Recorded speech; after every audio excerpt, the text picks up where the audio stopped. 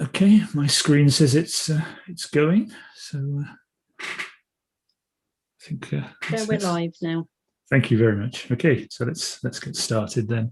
Can everyone hear me okay? That's the first thing to test. Yeah, getting nods. So right, so welcome to this virtual meeting of Waverley's Housing Overview and Scrutiny Committee. My name's Councillor Richard Seaborn and I'm Chairman of the Housing ONS Committee. This evening I'm supported by a number of officers. We have with us Head of Housing Operations, Hugh Wagstaff, Head of Housing Delivery and Communities, Andrew Smith, our Service Improvement Manager, Annalisa Howson, Housing Development Manager, Louisa Blundell, Corporate Policy, no, we haven't got Corporate Policy Manager, have we? Louise Norrie may or may not join us, but we've warned to expect that she may not join us. Scrutiny Officer Mark Mills, and then from Democratic Services, we've got Georgina Hall, who's clerking the meeting, and also from Democratic Services, we've got Kimberly Soane, who's managing the technology for us. So thank you, officers, for giving up your time this evening. Can I ask everyone to use the hand raise function within Zoom to indicate when you wish to speak? And please, can you keep your microphone muted when you're not speaking? If any members in the meeting lose their connection temporarily, and we pick that up, we'll pause to allow them time to rejoin the meeting. And if the webcast stream fails, then this being a meeting in public, we will adjourn until we're able to reset the connection. So, I should add to that, we also have with us this evening Peter David, who's the asset manager, who will be adding to the wisdom from the officers. And we've also got our portfolio holder for housing, Councillor Anne-Marie Rosamond. So welcome to all of you. Thank you for joining us. Thank you. Right, so item 1 on the agenda then is the minutes from the meeting of the 26th of January, which have been published on the website. Can we start with approval of those? Do any members wish to raise any points of accuracy with these minutes? Okay, I see Councillor Marritt's got his hand up, so would you like to raise your point? Thank you, Chair. Just a minor typo on page 83 is some extraneous words in the 4th paragraph. They're pretty obvious if you read it. Oh dear. So that means the rest of us are caught out for not reading our minutes properly. Guilty as charged, well spotted.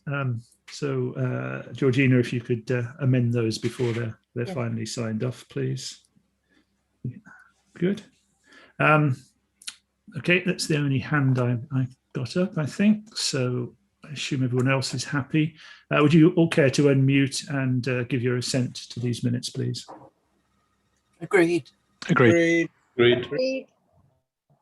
Excellent. Okay, thank you very much. Right, item 2, apologies and substitutions. So Georgina, do we have any apologies for this evening? No, Chairman. Sorry to be contrary. Can I just query that in that Dennis Smith hasn't been formally replaced on the committee, to the best of my understanding. So one assumes that Gillian is actually acting as a substitute in that capacity. She's attending to support Terry with his item later. She's intending to stay until about 7:30.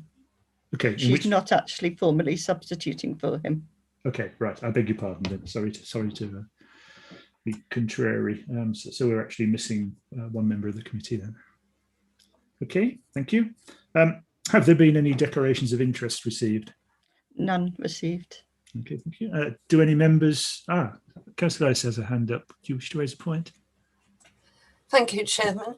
I've really dithered as to whether I need to declare an interest or not. My interest could be in item 8, the service plans. In November 2019, I was elected as a trustee and then temporary chairman of an organisation that has a service level agreement with Waverley. Due to COVID, I'm still there, even though I was supposed to be for 3 months. And as I say, I work very closely with the community services team, but I don't think there's anything on the agenda in the item that needs me to declare an interest causing me to leave the meeting. Thank you. No, okay, no, thank you very much. So, Georgina, perhaps you could just minute that the point was raised and that we're in agreement that there's no need for Councillor Ellis to step out. Okay, do we have any questions from members of the public? None received. And questions from members of council? None received. Good. Okay. Well, sorry, it's not good. I mean, it's always nice that people show interest, but equally it makes for a quicker meeting, which in some senses is a good thing.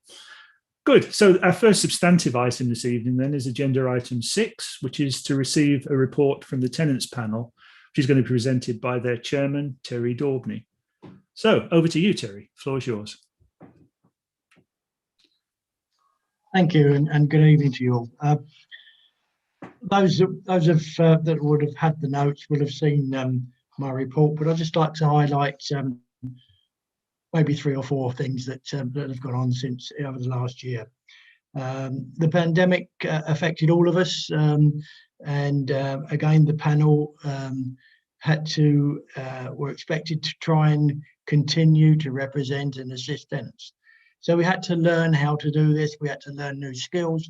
We had to learn a new language, well, a new language to us, of Zoom, webinars, and virtual media. And I've got to say that the panel rose to that challenge. We started with coffee chats as a group, which helped us to understand what all these hand waving meant and that your mic was off. So that gave us a good opportunity in a social setting, really, to learn how to use Zoom. We continue to raise issues with the housing management team on behalf of tenants throughout the year. Issues being that arose were the long waits for housing repairs, with one senior tenant waiting over 6 weeks to have an electrical supply, the main supply, to his cooker socket. So we were able to get involved in that and expedite that a little bit quicker. We got involved in the refuge collection at Oxford Court and Riverside Court, which I believe Oxford Court had been an issue for some time. But actually the members spoke to the operators, the lorry drivers, the bin collectors, and had good discussions with them and probably a cup of tea, and got that resolved. So there are no issues there. We've had input from panel members on rent arrears, neighbour disputes, and one very nasty antisocial behaviour which could have been considered as racially motivated, but it was raised with the panel, and we were able to get a quick intervention from the housing officer, who resolved that issue very quickly. We then had a cat flap incident at Oxford Ridge, which was to do with a lady that wanted to have a cat flap in her new doors, her French windows, at one of the new dwellings, and was told that couldn't happen. But following a lot of discussion and to and froing, that was resolved, and everybody was happy. We held our annual general meeting last year on Zoom, and we believe that's the first of any tenant panel to hold such that type of AGM. It was attended by Waverley officers, panel members, but disappointingly by very few tenants, in fact 4. The panel continued closely working with the housing team via Zoom, and hosted a meeting with managers and residents of the Waverley senior living schemes. We heard of the good work that managers and residents were doing to help reduce the effects of the prolonged lockdown. However, it was clear that many residents felt that the effects of the continued isolation was having on their health, particularly through the autumn and winter months. We have held a separate meeting with residents of the scheme, And I've sent a report to the head of housing noting the issues raised by the residents. We've also requested that Waverley officers in the near future could hold a review to discuss what the policies that were implemented through COVID, to see what went well and what we could improve on in the event of further or future lockdowns. We were invited at Christmas to judge Christmas window displays at some of the senior living schemes, and some of our members went along and stood outside, looked at the windows, and 10 residents were awarded with prizes for their efforts. The panel continues to strengthen its membership, and in my first report I said 2, but we're now on 3 new members that will be joining this month, plus a co-opted scrutiny panel member that's come over to help us. So that's looking really good, and I'm very pleased with that. We've started our 2021-22 plan. We plan to strengthen our memberships more, return to open meetings when safe to do so, and along with celebrating our 26th anniversary of the foundation of the Tenants Panel, having to have cancelled last year's.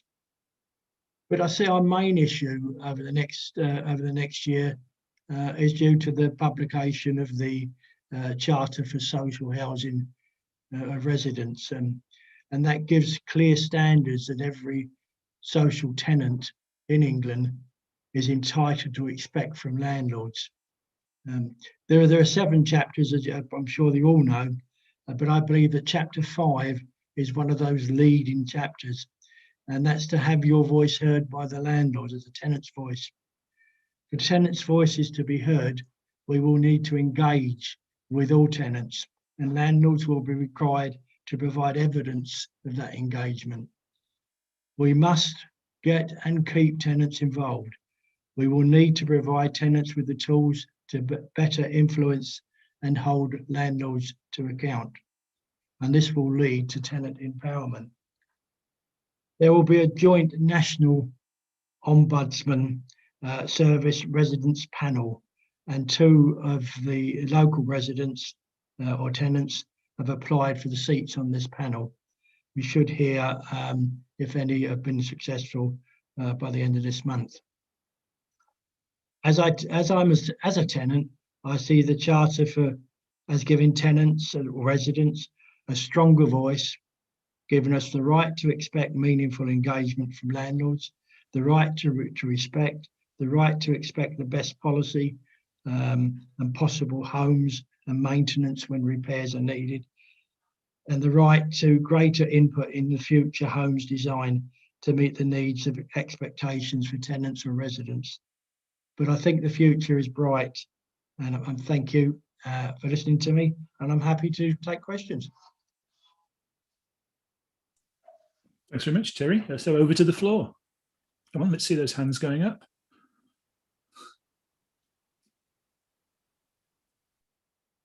There we go. But Gillian, friend in high places. Councillor Seaborn, if it's okay, I would speak now if nobody else is rushing to say anything. Yeah, please do. Because I can't stay with you very long this evening. But really, all I want to say is that Terry is proving to be an excellent chairman for us, in that he is encouraging all of us to do more, to branch out and take on challenges which we were never asked to do before. I can tell you, I'm being stretched all over the place. But I'm really delighted to say that, yes, we've got 3 new people coming in, and they're all so much younger than we are. And that is so good, because that's what we need. You know, I mean, I'm the old lady of the tenants panel, most definitely. And so somebody coming in who's 37 with a young family is just what we need, really. So well done to Terry. Thank you. Excellent. That's really good to hear. And the hands are going up now, so that's really good. So top of the list is Hugh, officer. Would you like to go in, Hugh? You got in first. Chair, shall I let the members go first? Okay, with pleasure. Okay, Councillor Baker, please.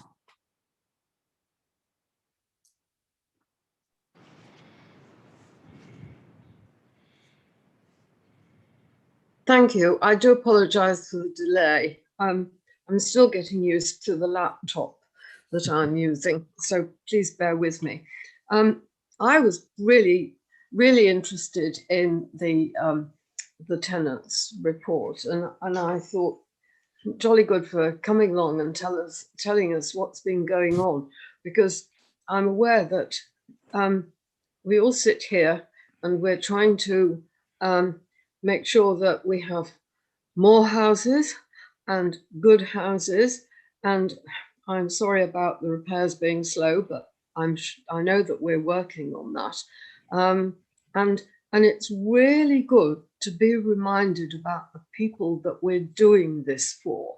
And I think also that the new measures, if you like, the code for making sure that tenants are treated well and with dignity. And I think there were a number of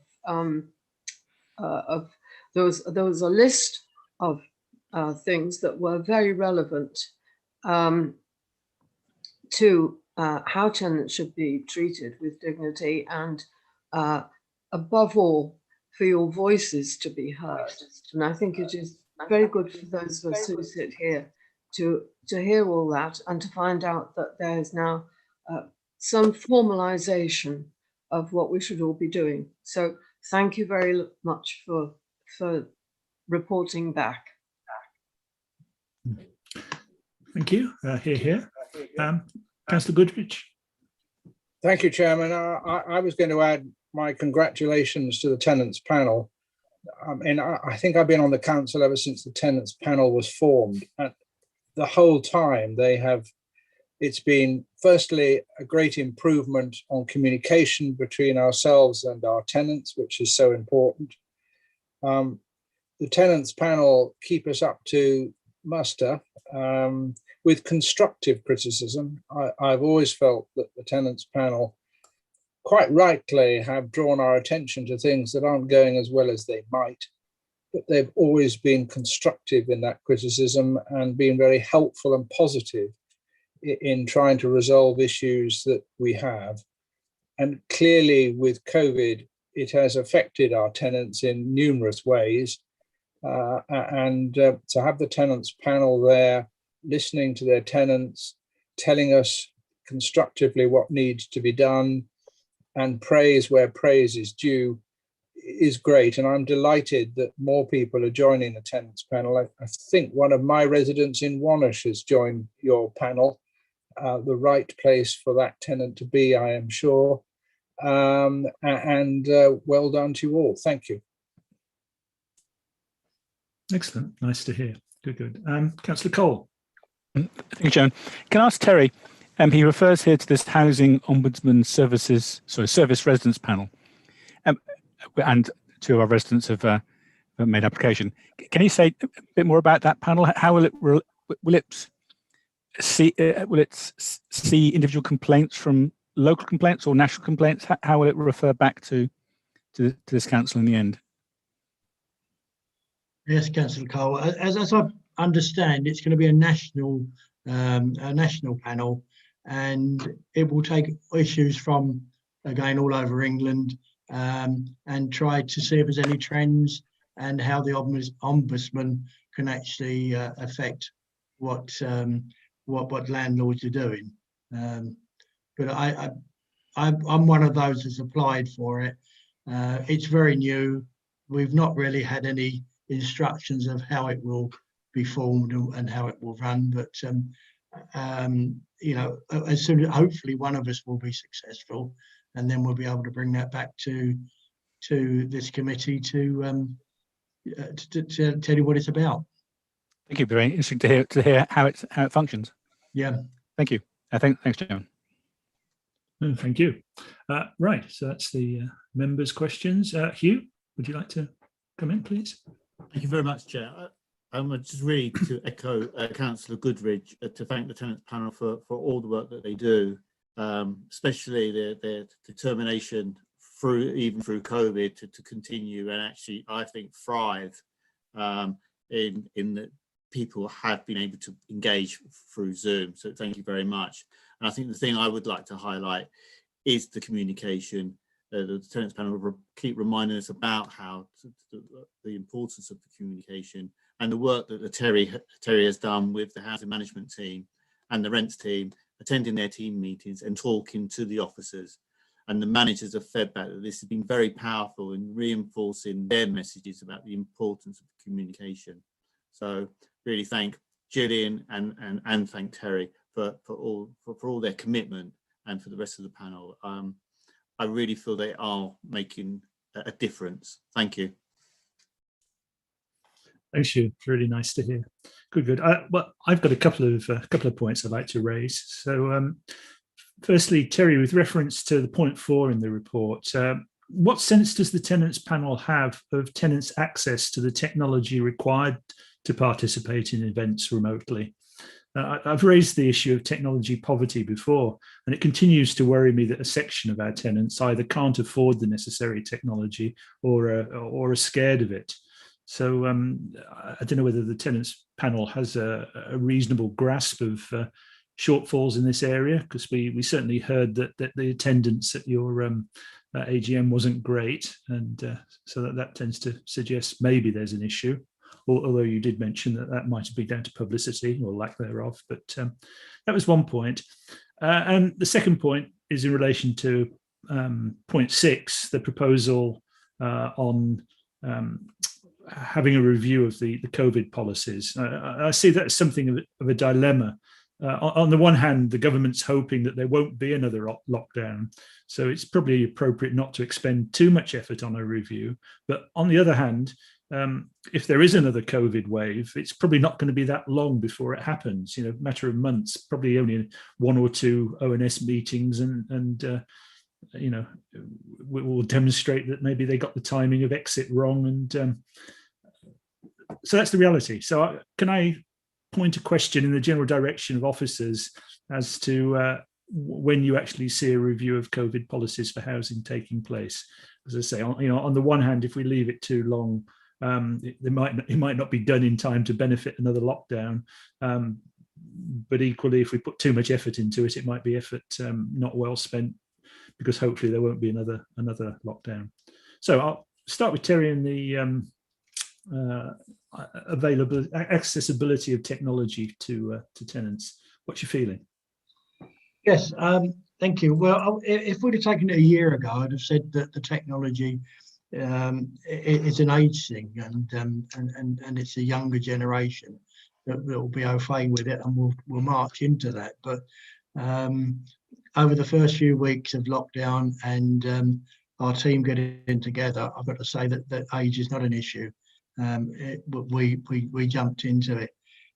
There are 2 of our members that don't use the system, and that's restricted what they can do for us during the lockdown and through COVID, really.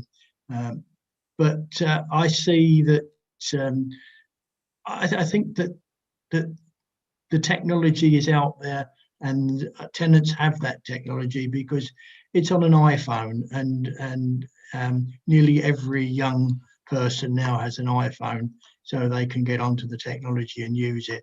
And I think for the Tenants Panel, it's a way of us contacting and getting the younger tenant into our panel. And as Gillian said, we've been quite successful. We've now got two much younger panel members, and that's we would hope to increase that in the future.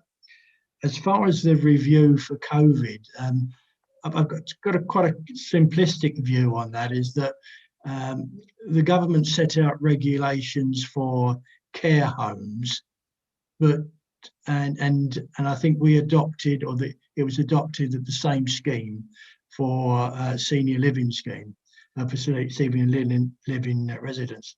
but they're not in a care home. They are independent, and you know, they can get out of their rooms on their own, and it's very hard for them that they can't see their family, and you know, their family can't come in and see them.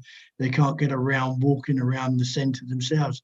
And we have heard of one particular resident that up until about Christmas, she hadn't been out of her flat for something like 9 months. You know, and I know people are phoning her and talking to her, which is good, but it's that effect it must have on all of them. And I have put in another report that we were told that of one tenant that said it just feels like I'm in a posh prison. So I think we just need to look at what do we do, what restrictions did we have to put in from government and by law, but how we could allow these people to socialise a little bit more in some way. And I don't have the answers to that, but that's what I think we need to look at quite quickly. Can I just add something quickly, Richard, to that? Please do. Please do. Claire at Moat Lodge in Cranley, I can't remember her other name, sorry. She is being quite proactive with her people at Moat Lodge in encouraging people to, you know, enter this business of using iPads and laptops. We've been part of that discussion a little bit, and I think we'd all like to feel that that's spread across all the 8 senior living places, but it's a long process. You know, it's not going to happen very quickly, but we are, you know, we do know that Claire is trying, Lucy is very proactive with it, and we are there to support her if we can. But that's senior living. I can't speak for the general population. I don't know if everybody's got iPhones, you know, I only just got one a little while ago. But as you say, most young people have got all this stuff, haven't they? Even if they don't know how to use it. Sorry, I have to go. Thank you very much. Thank you for joining us. Okay, so I think the first point I raised, the tenants panel aren't seeing it as a major issue, nothing any different to the wider population. I don't know how to get out of here, sorry. Ooh. Bottom right-hand corner, leave. I know, it's not working. Oh, Do you want me to just shut you out, Gillian? Yes, please, Georgina. Thank you very much. Nothing personal. Good. So can I just ask officers for a comment on the second point I raised, which is when, well, the tenants panel are recommending that a review is carried out. I'm asserting that if it's going to be of any benefit, it needs to be done quickly, just in case there is another wave. Discuss, please. Hugh, Andrew, Annalisa, one of you. So, well, yes, Chair, we can take on the tenants panel's point about the restrictions that were implemented and review those. And we have regular meetings with the tenants panel with Anne-Marie. And I think there is some wider learning for COVID to make us more efficient on how we work. And I don't know if Terry was also suggesting around that in relation to technology, reducing the reasons to do visits, talk to people, for example, on WhatsApp rather than travel miles and miles to their home to ask them a few questions. So that's what I think. That's what we're looking to actually improve from the COVID learning. So there are some learnings that we need to take forward, and we're not only policies but our processes, and we've done a lot on our void processes to try and reduce the amount of travelling, which then has the efficiencies but also benefits the green agenda as well. So yes, we will take that forward, and Annalisa's team will look at that. Lovely, that's good to hear. Just to confirm. Councillor Keen's had a hand up for a while. Thank you, Chairman. Thank you. I just wanted to go back to something that Terry was saying about the elderly and senior living not being able to get out, not being able to see their friends. I have a friend who's in senior living at 86, and she hasn't seen her family really for months and months.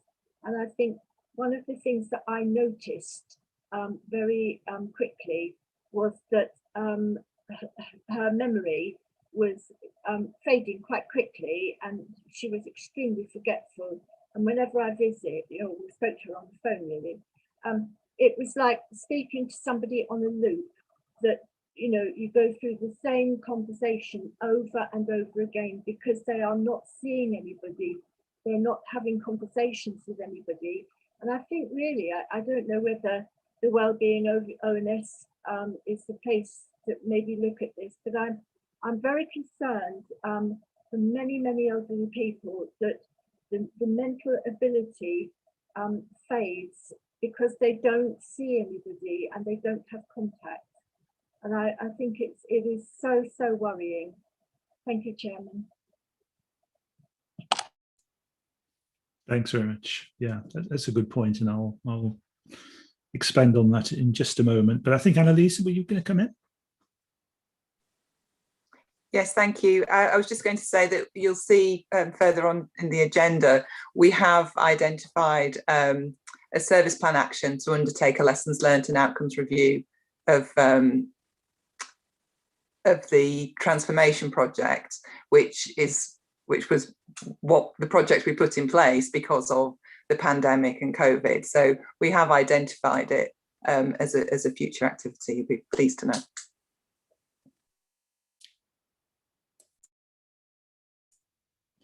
Good, excellent. Well, if I'd read my papers properly, I probably would have picked that up. So thank you. Okay, Mark Mills.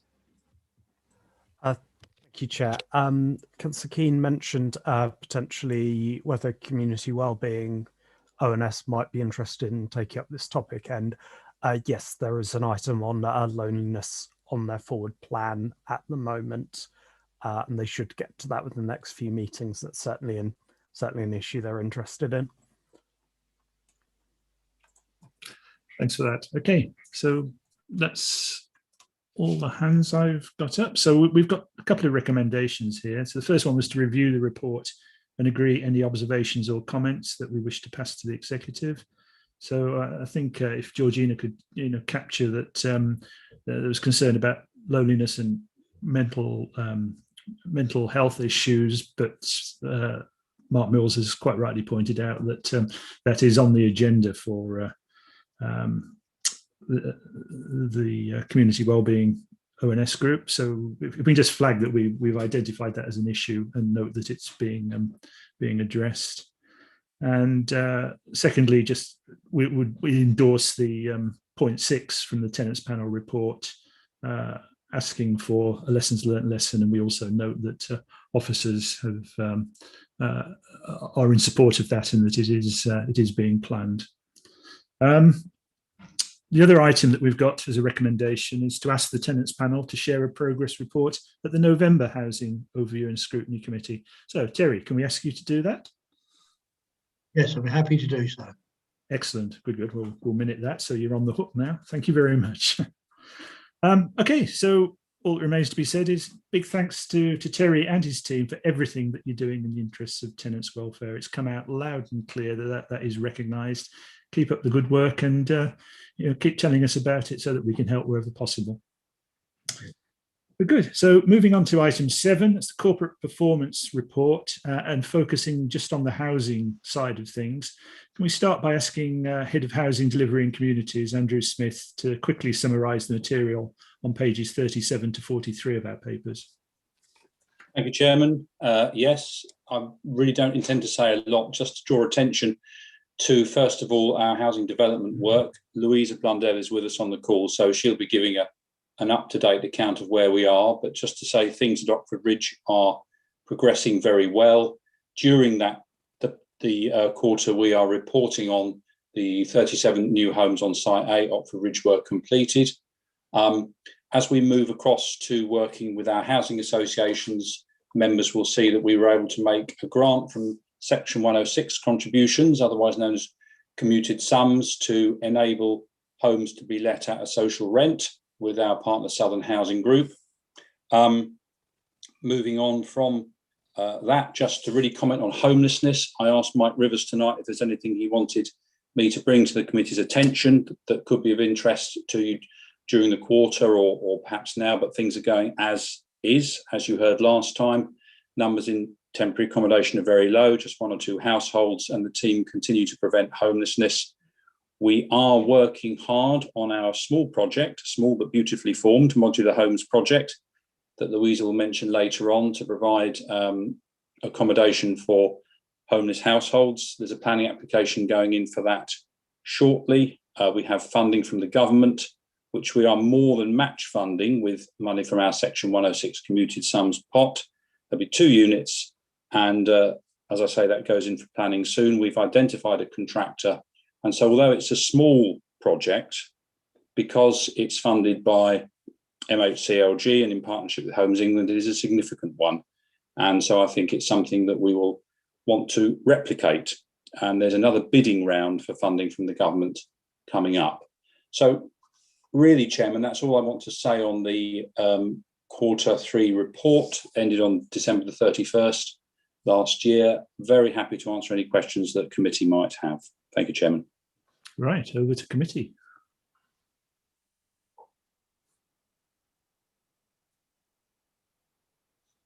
Well, you know what happens if you don't put your hands up? You get me. Oh, there we go. Councillor Cole, who doesn't want me. That's over to you, please. I can wait. I can wait. You notice here on page 39, a drop in the spending of certain grants, obviously because of the COVID-19 situation. Is that? Do we think that's causing any, I suppose, damage or threat to residents? No, I don't think so, Councillor Cole. It has dropped. It's beginning to pick up again now. We're getting more applications for grants to adapt homes for those in need. I think really the pandemic prevented surveyors visiting properties and also people in homes wanting people to visit them, but it hasn't really caused any particular hardship for families, and those that have been postponed now are beginning to ramp up. So I think we've come through that, and the trouble is being able to spend the amount of grant that we do have, because we get a very, very generous amount every year in our Better Care Fund pot. We have appointed a new officer, a grants and empty homes officer, and she starts on Monday, and part of her work will be to, interestingly, go out and make sure we spend the money, because often people don't realise that they can apply to the council for a grant to adapt their home to meet their needs, or to make it warmer, or to make it much better for them, and enable them to stay at home safely and comfortably. So she will be doing that work, and also, just if I might add on, working on empty homes. I've had a number of questions recently from members about empty homes in the borough. It's one of those perennial questions that comes up. You know, there's an empty home that's been empty down my road or one of my residents' ward members' roads. It's been empty for 5 years. Surely the council can buy it and put it back into use and let it to a family that needs it. Oh, that we could, simply and easy. We can't. But I think that members need more information on that. We need to do as much as we can to bring empty homes back into use. Up till now, there's been a resource issue within the team. But as I say, our new officer will be looking at how we can spend money on helping families to have homes adapted and also bringing empty homes back into use. Sorry, that was a rather long answer, Councillor Cole, but I did want to bolt on something about empty homes as I had the opportunity. I think that's very interesting. In terms of access to homes to spend the money to do the work, are you making some estimate based on the unlock plan for the post-COVID era as to when you'll be able to get back into homes to do these changes, or are you just hoping for the best? Well, I think it started. I think people are less nervous now, and so you can actually go in and do a survey. I'd have to check with Simon Brisk, the manager, exactly how that's increased since, if you like, the height of the pandemic. But certainly we have seen an increase in grants being taken up. Yeah. Okay, thank you very much. Thank you, Councillor Cole. Thank you. Good question. Okay, Councillor Baker, please. Yes, thank you. I think I'm getting better at this. I have two things really I'd like to raise. Perhaps I'll start with the less significant of them, and that's on page 39. It was actually a reference to public health funerals, and I just wondered what the definition of that was. And the other question has a much greater dimension to it, I think, and that is the vexed question of affordability of rents. Housing costs are very high in Waverley. It does pose a huge problem, I think, and I see that that housing officers are going to seek feedback on how lower rents could work in practice, and that's all on page 38, not the penultimate paragraph, but the one before that. That's from the Affordable Housing Provider Forum. And I'd just be interested to hear a bit more about what sort of constraints there are as regards getting these lower rents applied in our particular circumstances in the borough. So I'd be really grateful to hear about that. Thank you. Yes, thank you, Councillor Baker. The first one is a quick win. The second one is not. A public health funeral is if somebody dies and there is nobody to arrange it. It's as simple as that. If, coming back to the lonely list, there are those who have no friends and family. They may have resources, they may have a significant estate, but it is the local authority's duty to ensure that person is buried or cremated according to any wishes that may have come through, any will that's found, and we would fund that and then recoup the money from the estate. We get about 90% of the money for those funerals back because there is usually an estate. It's a very sad part of the job, yes. But we have that statutory duty to arrange a funeral where there's nobody else to do it. The second question, Chairman and Councillor Baker, if I can crave your indulgence, this is going to be a major plank in the new housing strategy. The subject of affordability of rents would take the rest of the meeting if we really wanted to discuss it. If I could say for now, and if it would suffice for Councillor Baker, we are working very hard on this because it is an enormous problem. Yeah. When the government introduced the affordable, interestingly termed affordable rent, 80% of market rent, including service charges, enabling housing associations to borrow on the open market so that they didn't have subsidy from public funds. It has proved very, very difficult for a lot of households to afford that, particularly when that amount of rent exceeds local housing allowance levels, which it does sometimes. So we've been working with housing association partners, we've been working with viability consultants, our planning colleagues, to try to work through setting a Waverley rent, which would be somewhere between the social rent and an affordable rent at 80%, much nearer the social rent. Of course, the rental stream will pay back any borrowing. It has to stack up. We have subsidy we can use. But working through the housing strategy, and I'm going to mention that a little bit when I come to the service plan item, that is a major plank for it. So Chairman, Councillor Baker, if I can just say that we can perhaps discuss that much more fully at a future meeting, because it is a big subject and very important. Yes, well, if I can just say thank you very much, because it sets it into context for me and probably for everybody else. And I can see just how major a topic it will be. So I look forward greatly to hearing later on about how we get on with it. Thank you. Thank you very much. And Councillor Goodrich. Thank you, Chairman. A comment and a question. The comment, we're always sort of so pleased to see our homelessness numbers. Always every quarter is just a handful. But I hadn't appreciated till I read the report on page 39 that in the October to December 20, for example, we had prevented or relieved homelessness for 73 households, which probably well over 100 people. And that is remarkable. I mean, one was somehow assuming that we didn't have many people that needed to be dealt with, and we always kept it low because of that. But I think it's amazing that we've dealt with 73 households in a quarter to ensure they were not homeless. I think that's brilliant. The question I have relates to the new housing we're putting up. I am told by people that know more about carbon neutral plans in the future from central government and thereabouts, that in a few years' time, we won't be allowed to build houses with gas central heating because we won't be using gas. We'll be using electricity or hydrogen or that sort of thing.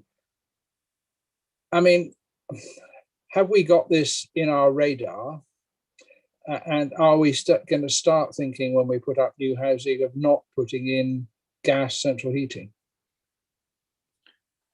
Yes, thank you. Yes, thank you, Councillor Goodridge. The simple answer to that is yes. I have two officers on the call with me, Louisa Blundell and Peter David, who are far more able than I am to answer that question with more detail. So, Louisa, I wonder if you might care to comment on that, because members will know that you lead our development programme and it's at the forefront of your thinking. And one thing about Louisa is she's always looking at creative ways of reducing carbon in our new builds.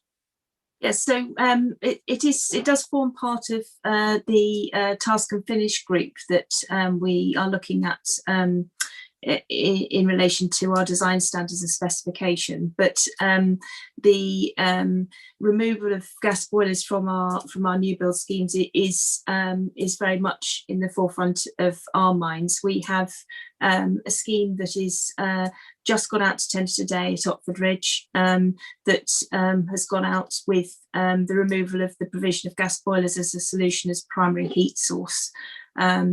And so that's the way we're going forward with the fabric first approach as a principle, and then other matters will be informed by the task and finish group that's underway at the moment. But yeah, we're very much looking at the net zero carbon home and how we can look at alternative heat sources. And our Peter and I have had quite lengthy conversations already about primary energy sources in new build as well. I don't know whether you want to add anything, Peter or Mark, to that. Yes, to answer Councillor Goodridge,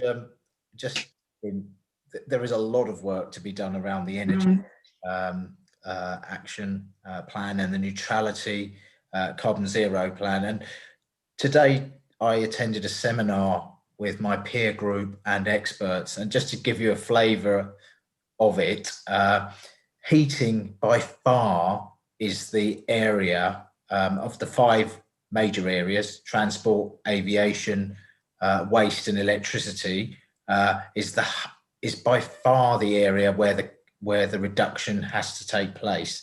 So I think I'm not suggesting we're going to pull out all of our gas boilers tomorrow, but as we go forward, we're going to have to look for solutions around that, and gas, certainly starting with new build, that has got to be a must almost. So I would say absolutely. We don't know. I know there's certainly a lot of conversations going on about hydrogen and electricity as the future. But without a doubt, having seen some of the graphic representations I saw today, and I already knew that heating was almost certainly the big ticket item, I think we're going to have to focus a lot on that. And I would suggest new build is a starting point without a doubt. Thank you. Excellent. Thank you both for that. Hopefully that's clear. Councillor Marriott. Thank you, Chair. Just to remind people that, and I think I said this at a few meetings, of the problems with some of the housing associations renting out the car parking spaces now, which makes some of the tenants in those estates it's very difficult for the less able, the less well off those tenants. It's just a comment that in the council-owned properties that we're building, would it be a good thing to include the right to park as part of the tenancy agreement, which can't be lost if those properties are in the future sold off to a housing association? Thank you. Yes, thank you, Councillor Marriott. I think Hugh could probably answer that in terms of the technicalities of a tenancy agreement. But certainly over my dead body and everybody else's dead body, council houses won't be sold off to a housing association. I think we've gone through the stock transfer. We've gone through it twice at Waverley. I said to John Swanson at the time, some of you may remember him, he was a colleague and mentor of mine when I came into housing. Well, at least you know that the tenants are happy with their landlord. So there's no question of that. What there is about a right to park in the tenancy, I'd have to let Hugh to answer that. I don't know that the answer to that part of the question. The problems I'm aware of came from Rushmore, Aldershot Borough Council in the first place, when they sold their housing stock off in some of the estates. Chair, if I can come in. Yes, please do. I mean, I think what Andrew is saying, I don't think we're intent to selling our stock off. We could put it in the tenancy condition, but the new landlord could change those tenancy conditions if they ever did take over any of our properties. So I think what we need to do is keep working to deliver a great service that the tenants do want to keep with the council. Okay, thank you. Right, if I can just chip in with a couple of quickies. The design work on Oxford Ridge site CNF, will we be able to incorporate the output from the ongoing design standards review into that? Will we be finished in time to have an input? Because there's nothing more inspiring than knowing that you're going to get to see the fruits of your labours put into practice. So that's one point. And then quick question for Andrew. Can we have a quick date on the 2 off-track actions that are covered on page 41? Are they going to be completed by the revised deadline? Okay, so I guess the first one is possibly Louisa to answer, and then Andrew. Yes, definitely. The tender that has just gone live today for Site C was for the initial selection questionnaire. So it's the quality element of the applications from our potential bill contractors, and then the second stage will be the detail of the tender. So I envisage that that we will be able to, our design standards discussions in the task and finish group will be able to inform certainly some of the conversations we have about the energy within the properties, maybe not so much the design of them, because the design was for Site C, if you recall, came out of the last design standard review in 2018. And with regard to certainly Site F and other schemes coming forward, yes, Site F, yeah, will definitely I think I did put forward that Site F would be a scheme that we could use like we did for Site C to actually model the design standards that we were going to agree at the task and finish group. Excellent, thanks. So task and finish team, hear that? We've got a challenge. Good quality stuff for Oxford Ridge Site F, please. Right, and then the 2 off-track actions. Andrew, could you just? Thank you, Chairman. It's a joy and privilege to have the Service Improvement Manager with us, so I'll let her answer that one. She will know. Yes, so my aim is that, of course, they'll be completed by the end of March. The work we've already done on the complaints, we've done a review of the complaints, we've reviewed what's come out of the white paper, and also the actions from the Housing Ombudsman. They're taking a much more proactive, being much more proactive about dealing with complaints and the advice that they're giving tenants and landlords. And they're producing, they've just produced a paper on responsive repairs, which made very interesting reading. You know, with complaints that had gone to them where there'd been maladministration of old people being without heating for 12 months. So we're there, we just need to kind of dot the I's and cross the T's on the final closing report, and then that will move into next year's service plan to implement the recommendations and the actions that we found from that review. And then looking at a protocol to internally to manage the internal common areas. Again, work was done on that pre-pandemic. It then had to stop, and unfortunately I lost somebody in my team. So it's just a case of pulling together the information we've already got to turn it into a protocol, and sharing that within the team to make sure, I think everybody's doing what they need to do. We just need to give them that written documentation to confirm that. So yes, I intend for both actions to be completed by the end of the month. Thank you. Excellent, good. And since you've grabbed the floor, we can move on to the second part of the quarterly performance report. And if you'd like to take us through pages 43 to 47. That's fine, thank you. So you've obviously read, and it's been lovely that Terry has echoed a lot of what we were going to say in our commentary. So as a service, we've continued to adapt and work from home during the pandemic, and we've been really pleased that we've been able to keep up that tenant engagement and work with the tenants panel.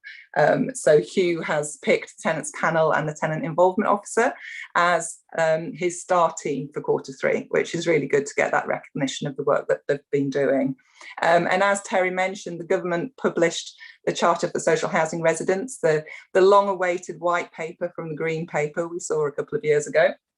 And as he said, there's 7 themes, and it gives really clear standards for landlords and tenants to what to expect from their landlord.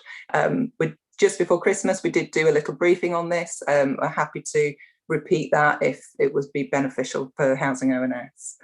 And then moving on to the performance information, unfortunately, this year we've failed at meeting any of our targets, but I'm sure everybody can understand why that is this year. However, we've continued to collect rent, and we're doing really well at keeping the rent arrears under 1% of the total rent roll. And I've got more information about rent and gas in the RCT project later on the agenda. But the committee did ask for a little bit more information about the responsive repairs. So the 2 questions we used to present KPIs on were completed by an independent company that did the survey for us on the old contract. As we moved into the new interim contract, our relationship ended with the independent satisfaction survey people.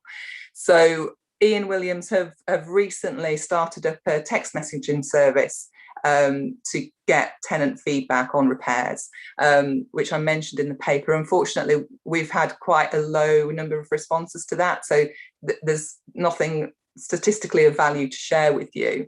But what we propose for the next year is to actually report on the KPIs that we use at contract meetings. So that would be the average number of days it takes to complete a repair, and then also the number of jobs that are over 28 days, the number of jobs that are outstanding. So our proposal is to take those forward into the next year until we get the new contract, and then we'll be able to do more robust tenant satisfaction through that contract. Looking at the service plan, we've got 5 actions were completed in Q3, and as I previously just said, we're on track to complete the remainder of the actions by the end of the year. Most of the work has been done. It's a case of writing up and sharing the findings in a more formal way. And then looking at complaints for housing operations, it's always good to get a compliment. We got 11 compliments in Q3. And as the services were reintroduced as we worked through the pandemic, as you know, we've had a backlog of works. We acknowledge that we've got some difficulties in delivering some of our services that we're trying to address and working through. But it's interesting to see that despite the recent increase, if you look annually, we've got a very similar number of complaints to previous years. So I'm happy to take any questions about the performance of the housing operations team in Q3. Thanks very much. Over to the floor.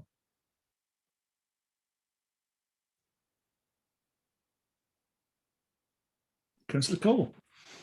Thank you. I know this is a report looking back at Q3, but under RELEP performance, you say that you expect to clear the backlog in spring 2021. Well, I believe it's spring now, so how are things going? Just spring. It's going well. And when we get to the RCT project update, I trying to remember off the top of my head without my notes in front of me.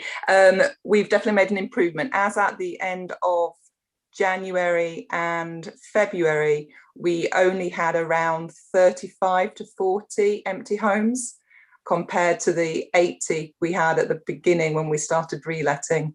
And I think the figure at the end of Q3 as well, we'd got about, I'm trying to find my figure now. You had 70 in the notes here, but yes, so 70. So we're definitely making progress on that. So that's really good to see. What's limiting that? It's not lack of demand, is it? Is it throughput in the system? What prevents it from being... It's about having the operatives to do the work and get through the backlog. Because what happened with the pandemic was, lockdown 1, we didn't do any work on any homes that became vacant in that period.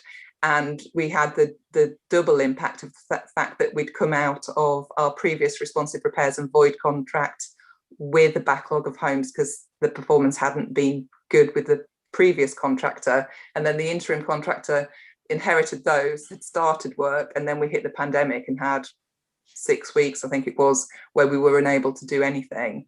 And then if you remember when we first came back, we then had that compounded issue that people couldn't travel to clear their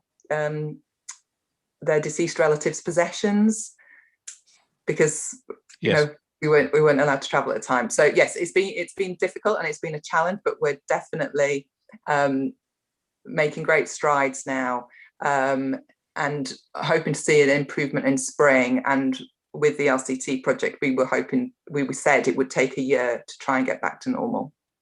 Okay, thank you. Thank you. Thank you. I just wanted to add, we've had high volumes of voids as well. So we've been able to we've managed to get it down to around 30 voids at any one time, 30 to 35 voids, as Annalise said, at any one time. But what we seem to have is a lot of voids. So this week we had 9 new voids, and that's been the new challenge on top of what Annalisa explained. And I've asked Annalise's team to look into why so many new voids have been created. So it's like the faster we're running, the faster we're not really catching up because there's so much more voids hitting us. So I really think our process has really improved. The contractor has improved, and a number of the compliments have been from people moving into their new homes, which is great. So the stats aren't showing it, but the team are really working hard. Thank you.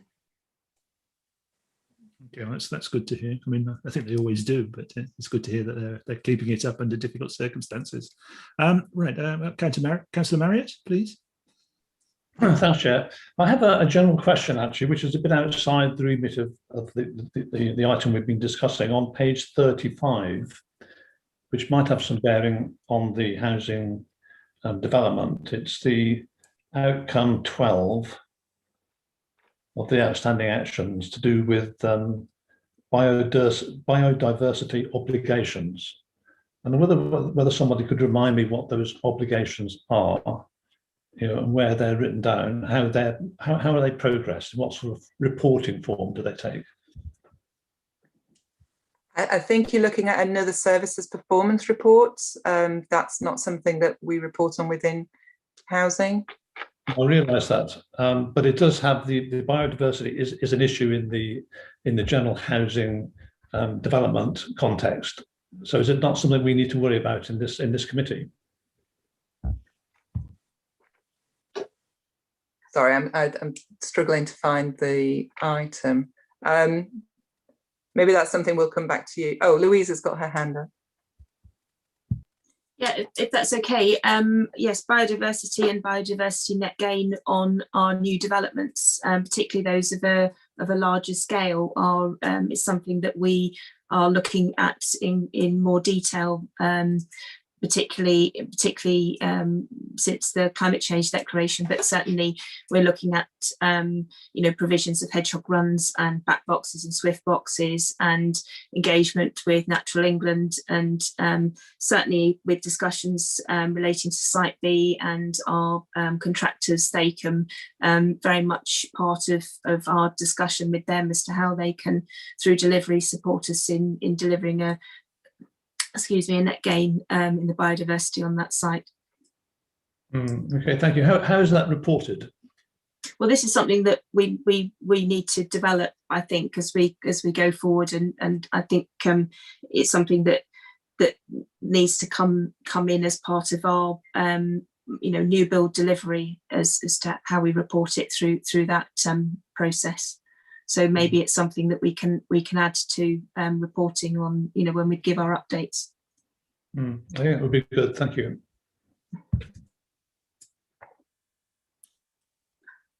Okay, still got your hand up, Councillor Cole. Do you want to come back, or is that just a remnant hand?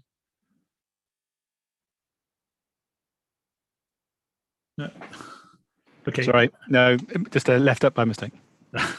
No problem. Okay, right. To be pleased to know I don't have any questions. Just well done. Nice, clear report, and couldn't find anything to ask. So there are no formal recommendations as such on this item. I think we've made a few comments, which hopefully Georgina's captured, which I'm sure the executive will read, but no real highlights other than job well done under difficult circumstances. Okay, now for the main show of the evening, the service plans. Comes in two parts. So can I start by asking Andrew Smith to deliver the housing delivery in communities, or at least the housing delivery part of the his service areas plans? Yes, thank you, Chairman. You'll be pleased to know that I won't be saying very much, but be very happy to take some questions on the plan. So much of what we do in housing seems business as usual, preventing homelessness, building new homes either ourselves or with our housing association partners. Those things don't change from year to year. We just want to do more of it and do it better. The big ticket item for the service plan on housing, as I've already mentioned in response to Councillor Baker's excellent question on rents, is a housing strategy. Members may remember that each year since we adopted a new housing strategy 2 or 3 years ago, we've given an annual update. That'll come, I think, to the next committee. So it'll be the last update of the previous housing strategy, because obviously we can't pull that together until the end of the financial year. So Alice Lean or Esther Lyons, Housing Strategy Enabling Managers, will be with us at the next committee to present on the outcomes really for the last strategy, the current strategy. And so we're meeting with executive members next week to begin to scope out a new strategy. What usually happens is that we look at all the aspects of housing and we put them all together in a pot and we say what we would like to do with them. I think this time there is much more of an emphasis, I think, certainly from myself and my teams in housing delivery, and certainly with executive members and our portfolio holder, to major on housing delivery. That is delivering, building either ourselves or with our partners new homes that meet need in the borough. So therefore, part of that exercise, a fundamental part of that exercise, is new evidence on housing need. And we're looking at ways in which we can generate that and show exactly what kinds of homes are needed at what levels, rent levels, in terms of what forms of home ownership, like shared ownership, and feed that into the regular meetings we have with our housing association partners and into Louisa's team. And as I said earlier, a fundamental part of that will be looking at setting a Waverley rent. Clearly, the draft of that strategy will come to this committee. In terms of timescales, I would hope the summer committee, which I believe is July, and certainly an update from our housing strategy enabling team next ONS committee meeting in May. So really, that is the big ticket item to watch out for. We shall very much welcome the committee input into that, so that we actually have something that not only sets objectives that are exciting and possibly too adventurous. I'd far rather be too adventurous than less, but also realistically is deliverable. And so we'll be working on that. I don't think I'll say anything else, but very happy to take any questions on the housing part of the service plan. Thank you, Chairman. Right, over to the floor.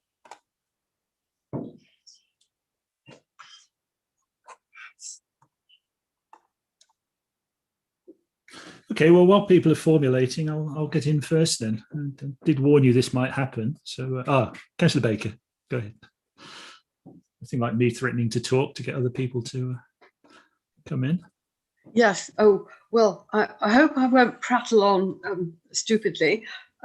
Yes, I was very interested in hearing from Andrew Smith about the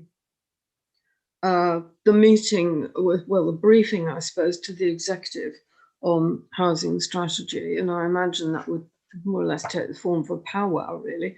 But I was just wondering if some of us who are really interested in these things could actually go and observe. I've no idea how this meeting is being set up, but I just thought it sounded very interesting to me anyway. So if I could just ask what the possibilities are, please.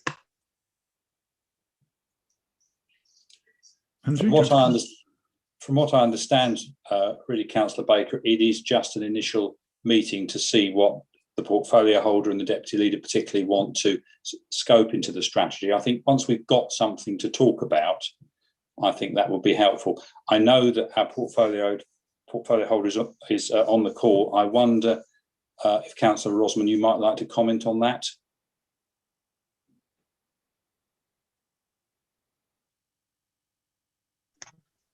Good evening. Yes, I'm still here and I haven't gone to sleep. So despite a nigh on 4-hour exec briefing this afternoon. Yes, we've been having lots of conversations about the housing strategy. We've got various threads we've been pulling together.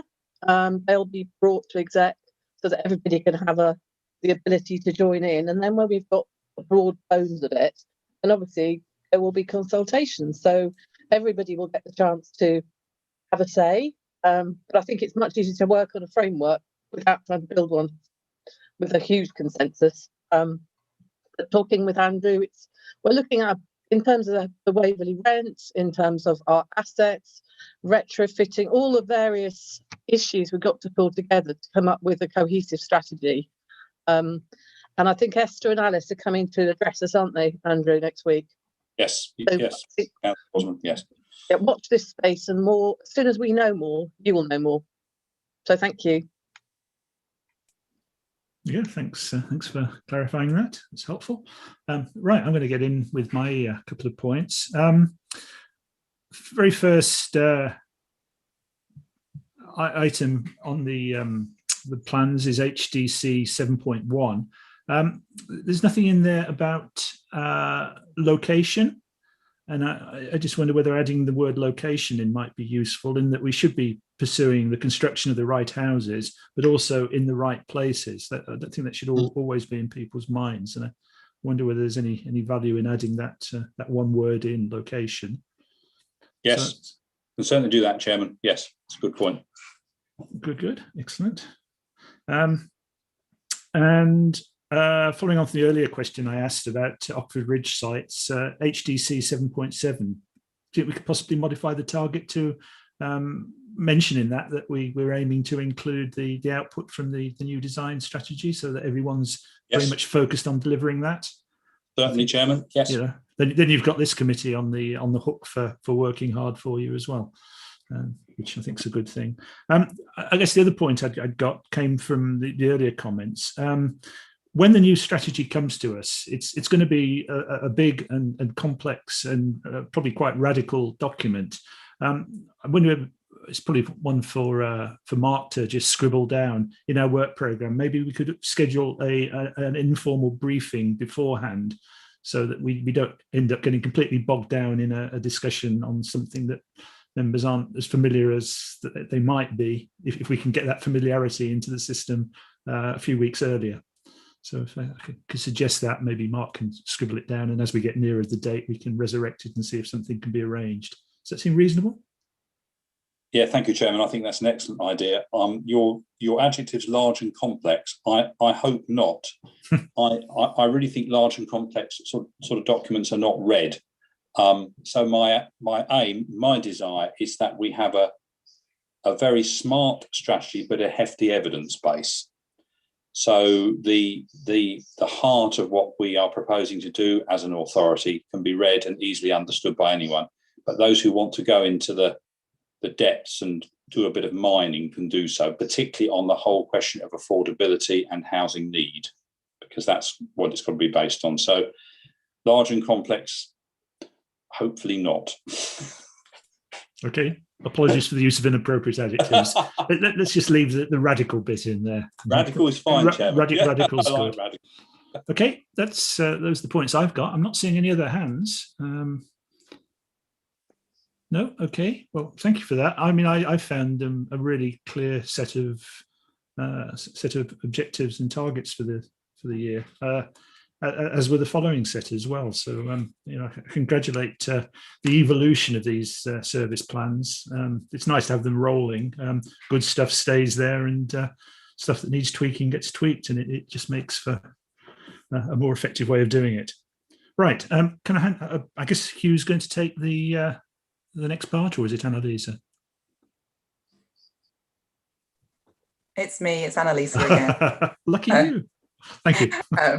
So thank you for your kind words about the service plan, because they can be quite tricky to pull together. So that's really nice to hear that it was clear, and you can see from the rolling programme how things have evolved into the next year. So just really to say that this really is the blueprint, really, and it's our go-to reference about what the housing operations team are going to do in the next year.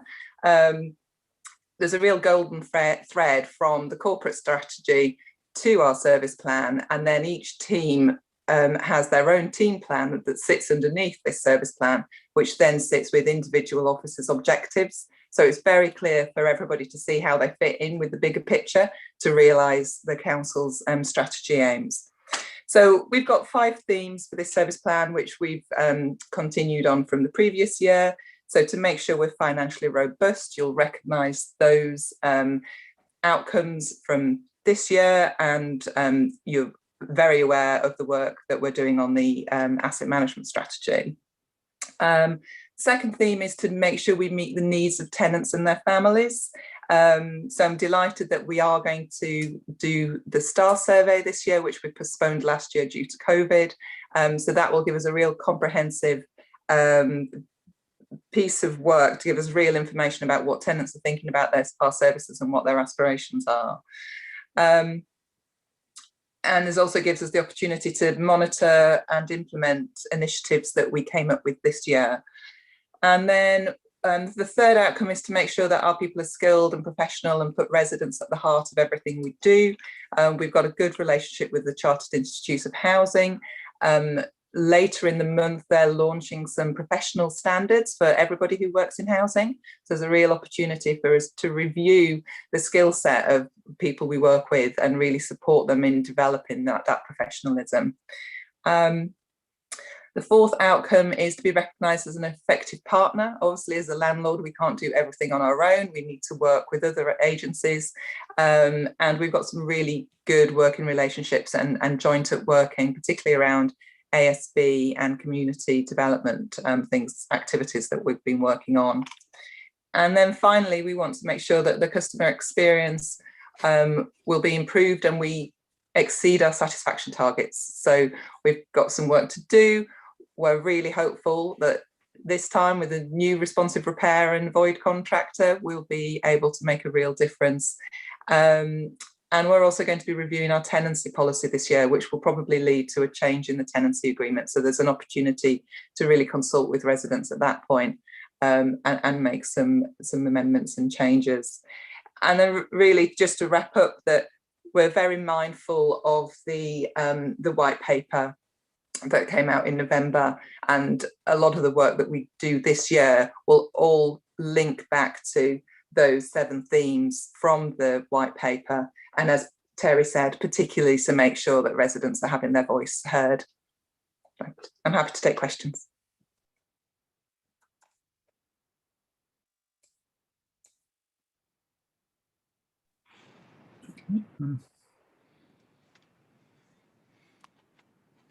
Yeah, Councillor Cole, please. I apologise. This is one which is actually down against Annalisa, but it's in the previous section. I got a bit confused here.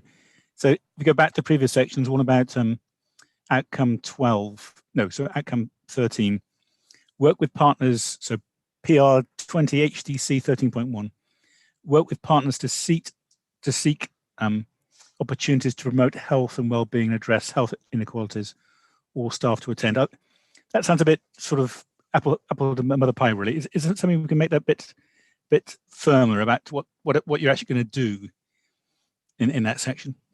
Yeah, this is one that was brought forward from this year. There was a programme called Making Every Contact Count, which we wanted to get all our frontline staff involved in, because that was an initiative to promote healthy lifestyles and give people advice and signpost to make changes. Was it the Live for Change? You might remember it was a yellow campaign about eating your 5 fruit and veg and moving and those type of things. And I think obviously with the pandemic, those messages have fallen down the importance level. Really what we want to do is, we might not necessarily know now what the initiative is, but as things come out and we work with partners, so it could be that it ends up being something about loneliness and mental health for people who live in senior living schemes, that we end up doing, or it could be we work on an initiative to help young families get their kids active and into sport. So we want to give ourselves the flexibility, but we are committed to doing something about promoting health and well-being. Okay, I mean that sounds more positive than the words down there. I mean, perhaps they. Okay, right. Thank you very much.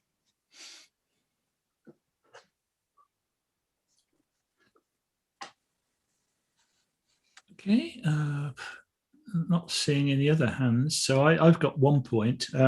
It's a quick one, but it's a big one. In HO 1.2, which is the asset strategy, the action talks about repair and it talks about maintenance in the new asset management strategy, but it doesn't actually mention upgrade, which I think is going to be a big part of it. So, repair is about putting things right that have gone wrong. Maintenance is about keeping stuff that's working. But actually, we've already discussed that to meet our zero carbon targets, we're going to have to do something about improving insulation and, carbon neutrality targets. And we have to do something about insulation and changing out heating systems. So can I just query if this is not missing the word upgrade?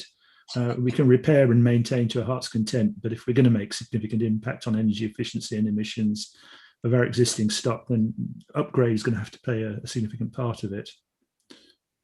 That's possibly one for either Hugh or Peter. Yeah, yes, I mean, that's a very good point, Chair. And we'll amend it. It's upgrade, improve, but those kind of words need to be added. Yes.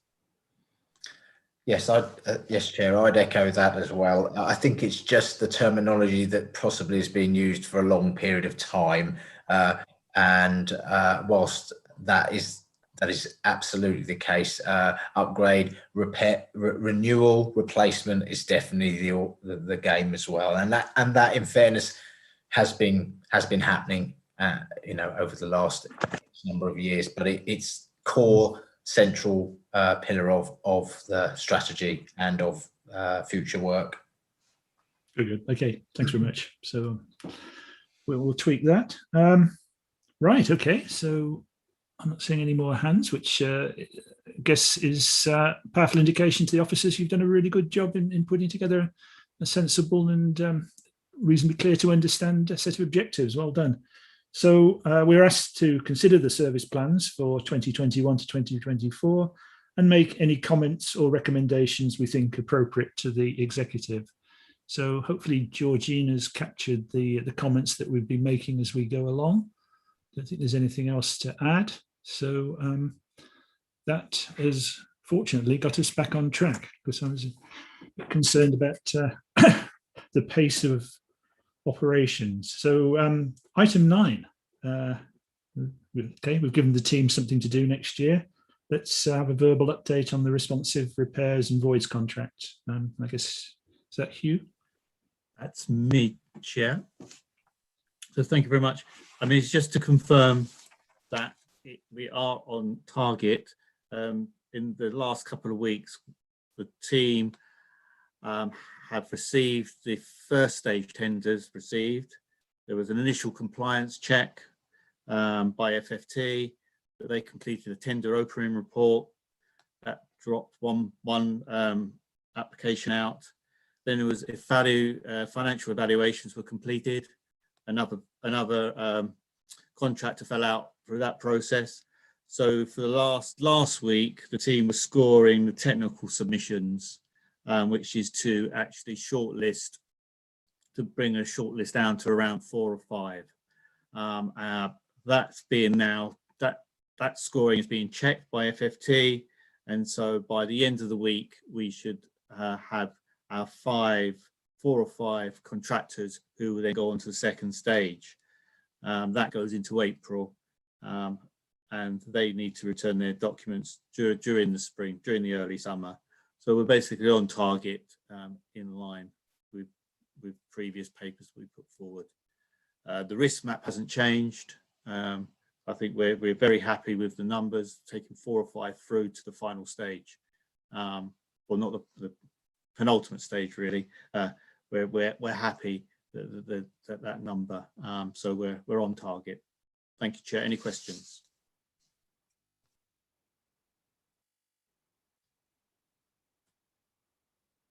Seeing any hands? Okay. So, and then, you know, another testimony to starting early and having a well-managed program. And, you know, congratulations to Councillor Marriott for guiding the task and finish group that set you on its way. It's good to hear that everything's going well, and you know, the progress sounds entirely appropriate. So thanks for that, Hugh. Yeah, no hands on that one, and there's no recommendation, so we can move on to what should be quite exciting. And I think we've got a little presentation here. Peter David, our asset manager, is going to update us on the new asset management strategy. I can't repeat enough how important this piece of work is and how essential it is that strategy aligns with the new design standards work, which we're going to hear about shortly. So I'm really pleased that Peter's been enthusiastic and volunteered to turn up tonight rather than having to be pressed into it. That's great. Thank you very much. Please go ahead. Chair, can I just do an introduction? I'm not sure if Peter's going to share his screen. You could do that while I'm talking, Peter. Just to say, Peter's been our interim asset manager. He's been working only part-time, and I think I've emphasised in previous meetings how much he's done in that time, in a couple of months. I'm really pleased to say that he's been successful in his application to be the permanent asset manager. He's just a few employment checks and he will be with us permanently working full-time. So there will be double the output that he's been doing so far. And as I say, in the last couple of weeks, he's been looking at really the in-depth, developing the action plan for the asset management strategy. And really what he's going to be saying is really the impact of COVID in terms of developing this plan. I think it's really come to light now that the lockdown continues. We have some, we need to do some work on our data, but I'll pass it over to Peter, who will give you more detail on that. Good evening, and thank you, Hugh, and thank you, Chair, as well. Georgina, are we good to have the presentation shared? Yeah, it's me that's putting it up, Peter. I won't be a second. Oh, thank you very much.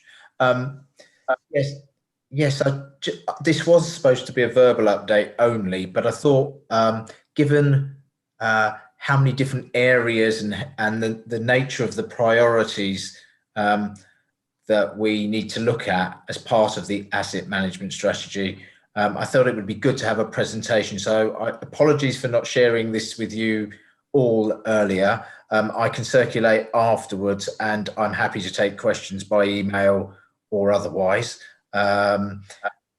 This really is the work that follows on from the report.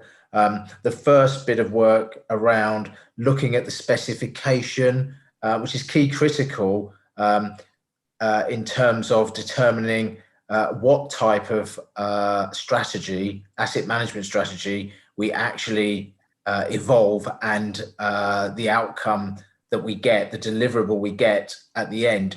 And so it's hugely important that we understand the start point, and this presentation will take you through some of the evolving priorities that are becoming more urgent at the front end of this process. And I think as we, I hope to be at these meetings in the future. I'm sure that Hugh is as eloquent as I am, but you'll probably feel that if I continue to be here, you'll at least, I feel that I'm not just guiding you through the development, but actually giving you understanding of the key components of the strategy, if you like. We will come to the latter bits where we consult and we discuss the finer details, but these are some of the big, and the big areas of, if you like, setting the groundwork, setting the building blocks before we get to that part of the work, the actual appointment of a consultant, and the support we get to develop the strategy.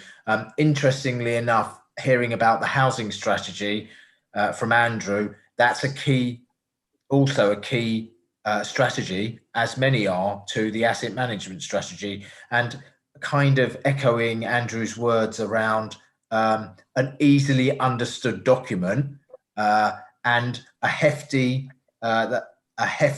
evidence base. I'm all into empirical evidence, and I think if we go through these slides, it will become clearer what I mean by that. So if we could go to the next slide, please.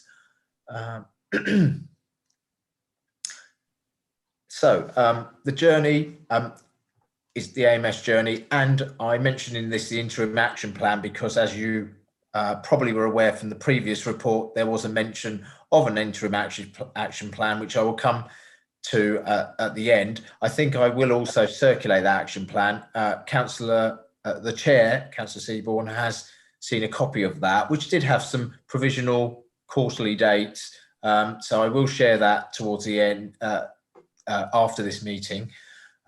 So there are 5 strings to the development of our AMS going forward in this first phase. I'd just like to say something about accurate data. I came out of a webinar, not a seminar today, a webinar, which was about the energy, carbon neutrality, and all the other housing, social housing organisations who are heading towards not just 2050, 2035. And one of the key slides was data, data, data. Now, data is actually just information, but that first point, accurate data to inform the strategy and not the other way around, is a very important thing to remember. So I'll take you through it, but the actual idea and history and experience that I've had has been that where data hasn't been good, strategies that have been built off of it tend to be weak and loose. So data is a key critical one. Hugh mentioned about COVID. I'll talk about stock condition surveying as a capture method for that. I want to warm you up to the idea of asset performance again. I know some of you may be aware of the asset performance and the tools that we have employed to identify good assets, poor performing assets. But I wanted to warm you up to the idea that asset performance is also a key part of our future investment. Then there's the developing the strategy and the energy action plan and the interim action plan and timescales. So if we could go on to the next, so an update on our data. We're doing 2 bits of key exercise, and I've just mentioned this bit about poor data, and poor data equals less informed decision making, and therefore leads to weak strategy. We're doing 2 exercises. Both are underway at the moment and in progress. One with FFT, Faithful, Farrell and Timms. We've commissioned them to carry out a health check of our general stock condition data. I think we've just heard from Hugh, COVID, and my next slide will evidence that COVID has had an impact on how much data we've been able to update. But at any point in the start point of a strategy and building it and building the investment plans, understanding your data is key critical to it. So we're doing a health check. Timescale is by the end of April, mid-April. So we will have a better understanding of all the gaps, or if there are gaps, if there is a requirement for stock condition surveying to enhance the information we hold, and therefore the decision making we're going to need to be able to call upon. We're also conducting a separate energy data validation exercise. I won't bore you with the details, but essentially for a long time, organisations have reported at a basic level, which is known as RDSAP. We need the amount of data required to perform a calculation is only roughly about 10 data items, 10 or 15 data items. If we have EPC data, and we do have some EPC data for our voids, but if we were to expand it, EPC data collects upwards of 80, 90 points of data, therefore allowing us to understand our data much better, make better decisions when we come to discuss and decide on our energy action plan. So those 2 data exercises or health checks are underway. Start point of understanding where we are with our data. Next slide, please. I've just mentioned about COVID, just the numbers here. 1 year backlog from the year of COVID is essentially. That equals something like 1,200 properties, 20% of our stock. But obviously, that means that the data for those 1,200 properties is almost over 5 years out of date, 5, nearly 6 years out of date. That alone, if you talk to the experts in my world, they will tell you that data that's over 5 years old is they can be less certain about and less sure about what decisions they can make premised off of it. So we have 1,200 properties, 20%. We have a further 20% this year to undertake.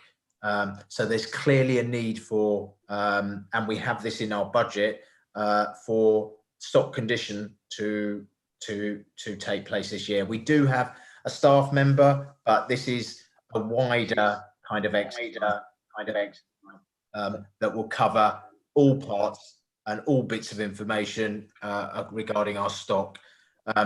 And I've just mentioned the data health check that will, as a follow-up, will identify other surveying priorities at the same time, which will be incorporated into surveying exercises. Next slide, please.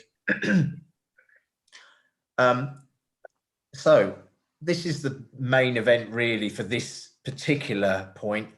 Optimizing asset performance, very key part of strategy and active asset management. I think I said to Hugh, I was talking to Hugh earlier in the week about how important understanding how your stock is performing. The paragraph below, we say a lot of people use that in their strategies, the aim of an AMS, ensuring that the stock meets the needs of the borough whilst ensuring the best use of available resources as well as achieving value for money.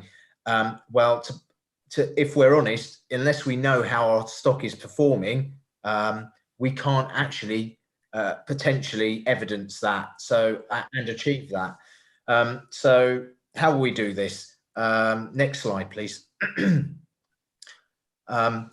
Assessing stock performance through financial and social sustainability criteria. So I think everybody will understand potentially financial indicators like the amount of money we spent on major works over 30 years, net present value calculations, rental income, void rate, but there are also social indicators, and these type of asset performance modeling consider things like deprivation indices, ASB, and give you a rounded holistic view of how your asset is performing.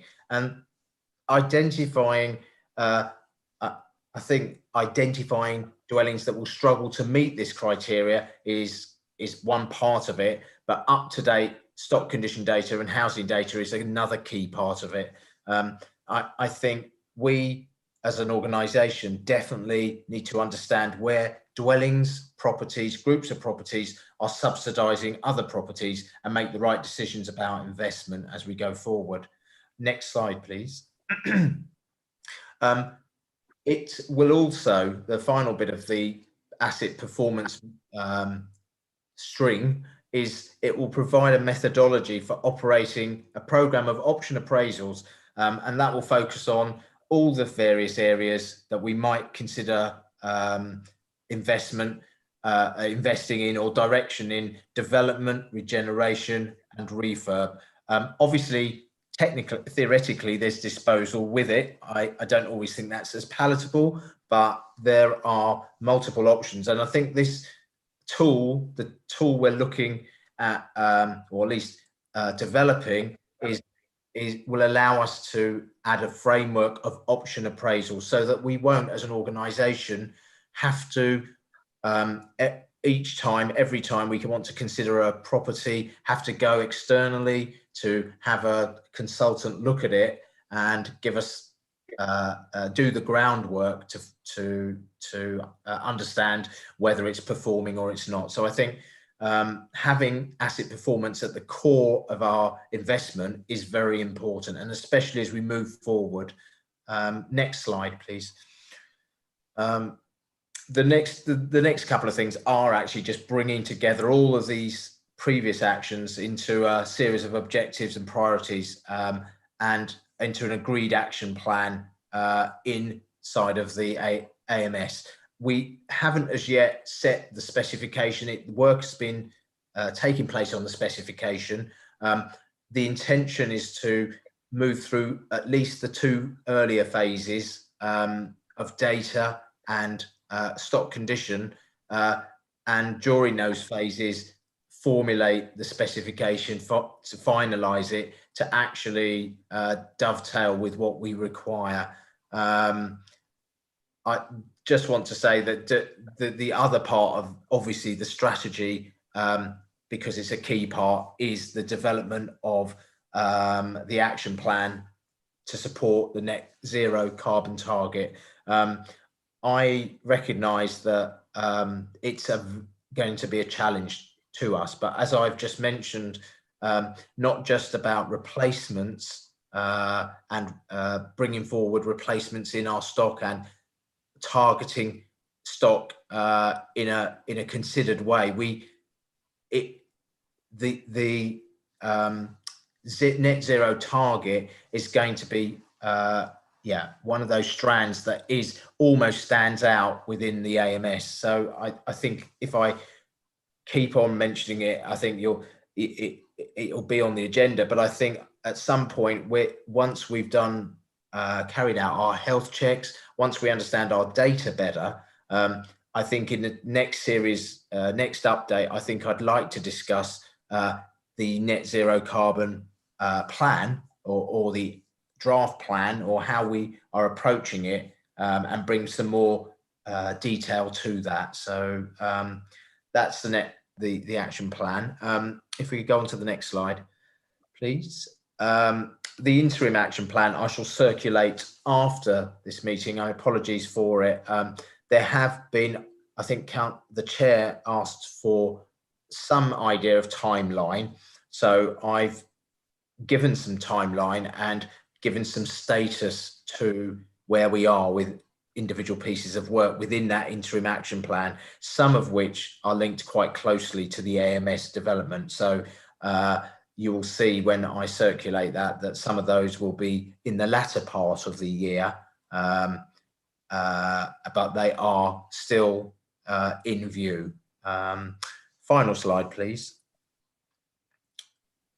This is just an update of where I hope we will be in terms of these phases. The development, although that has been pushed back slightly, I still think that's to allow us the time to carry out the stock condition that we need, the stock condition surveying, but it will still allow us to have, through governance at the latter part of the year, AMS, a strategy in place for the beginning of 22-23. So I think this is, whilst these are planned timescales, I think it is still achievable, but I think I believe that we really do have to get some understanding of our data and some understanding of gathering of more survey information to build our development. I think that's the last slide. I'm happy to take any questions from here on in. I think that's it. Questions?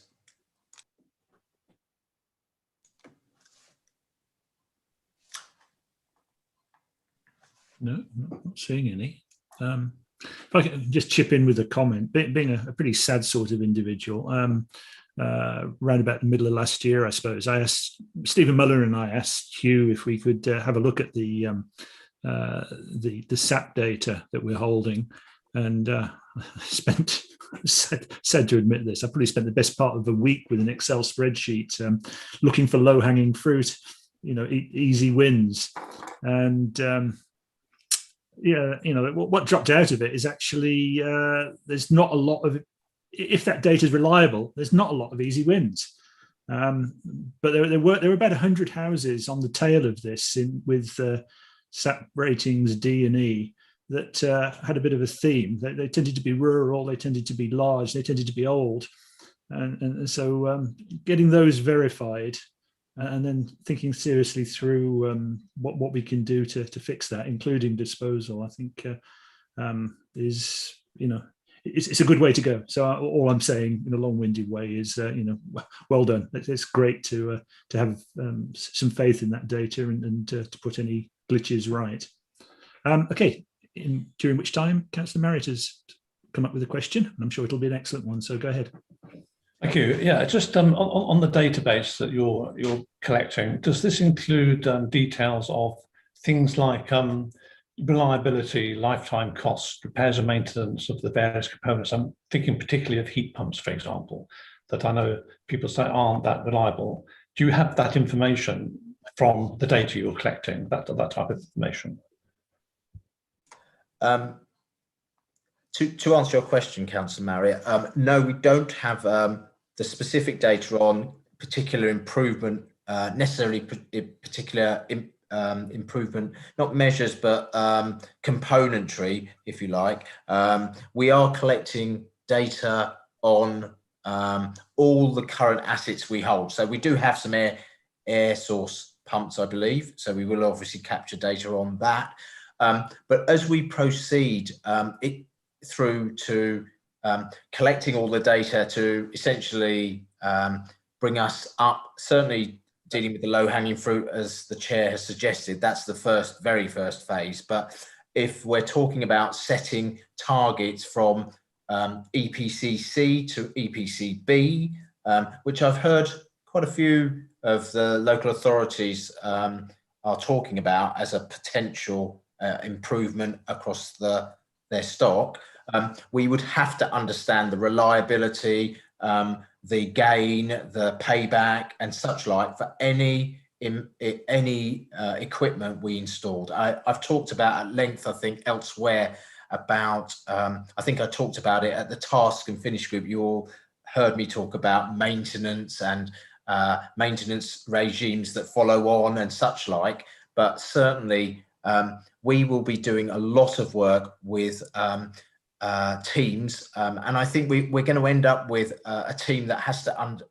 Today I was at the webinar that I spoke about, where they were talking about retrofit teams who were made up of advisors, experts, coordinators, all of whom would be there to understand the implications of any improvement measure that you put into the homes you need. So we're going to have quite a few discussions about the benefits, the advantages of any particular measure, the reliability, how many installers, how many producers, everything. So I think I shall be bringing that back to the table. I think the first aspect I've talked about, bringing the data, having some confidence in the data as a first stage, but the second stage is a whole discussion about what type of measures we need to have, and that will just almost certainly bring out those questions that you're talking about. That's great. Thanks, Peter. Excellent. Okay, well, that was a clear presentation. The slides help us get through it, so that's good. I'm not seeing any more hands, so thank you very much, Peter, and we'll look forward to seeing you next time. It's good to have you on board and to hear that you're joining Hugh's merry team. Yeah, absolutely. I'm glad to be here, and I'm glad to make a difference to this, because I think we need to make a big difference. So yeah, glad to be with you. Excellent. Good. Okay. So there are no recommendations on that particular item. It was just an update. Can we move swiftly on to Annalisa and the RCT project, please? Thank you, Chair. So the Recovery, Change and Transformation project started in April 2020 in response to the pandemic, as you're all aware, and we came up with 5 key objectives to recover services in housing operations. So I first reported to you in July and then have given progress updates to each committee meeting since then. So we've spoken about rents and the empathetic rent collection, the way the team have managed to keep the arrears under 1% of the complete rent roll, and they're doing, although they're not meeting our current target, they are performing extremely well compared to rent performance nationally. So looking forward, we're looking to change their target next year to 1%, to make it a more realistic but still challenging target as we go into the potential recession as we come out of the pandemic. For lettings, we've spoken already about how we're reducing that backlog. We're piloting virtual lettings by creating little videos that people can watch on their through WhatsApp on their mobiles, and we're looking at developing online documents that people can sign, so they don't have to have a physical tenancy agreement that everybody's got to hang on to. So we're trying to reduce that social contact and those pieces of paper. Looking at responsive repairs and voids, as you know, there's been a seasonal increase in the number of repairs. We acknowledge the difficulties we've got, but we're working through those and we are seeing some improvements. Gas, as we've gone into this further lockdown, we are having more problems with accessing homes to do the gas safety certificates. So I imagine Q4 performance is not going to be as good as Q3 was, but you're well aware of the steps we've got in place to work with people to gain access and to do risk assessments about when was the last time we looked at the boiler, how old is it, is there an issue, do we need to take any legal action to actually get into the home to do that. The capital works programs, we reviewed those programs in light of COVID and rescheduled the work. So 50% of the funds from this year have been put back into reserves to be spent on future projects. And the new homes you've been well aware of, that managed to change our processes and continue to deliver on the new homes developments. So in conclusion, we've recovered services. We had thought that COVID might be here by now, but it hasn't. So we're keeping going and working in COVID compliant ways. And I'm pleased to say that the RCT Governance Board have agreed to close this project as we have recovered services. We've introduced new ways of working, and we will continue to monitor the performance through the KPIs that you see as well, and management and budget reports that Hugh has for the ongoing monitoring of services.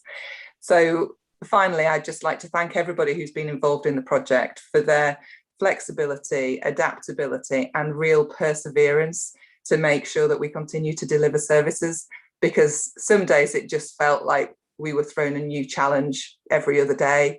And I'm delighted that we have recovered services and we are making progress to get back on track and perform where we want to be. So thank you. Thanks very much. So do members have any questions or observations that we might want to pass on to the executive?